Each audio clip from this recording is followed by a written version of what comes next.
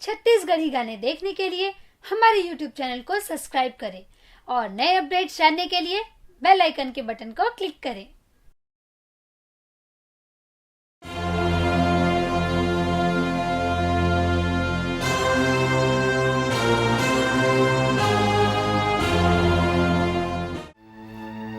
साहब, मुखाग्नि का समय हो गया। मुखाग्नि कौन देगा? महाराज जी, शहीद के घर में उसकी बहन ही रह गई। पिता जो है पहले ही शहीद हो गए, तो आज शहीद की बहन ही मुखाग्नि देगी। ठीक है, विलम्ब हो रहा है, थोड़ा जल्दी कीजिए। ठीक है महाराज।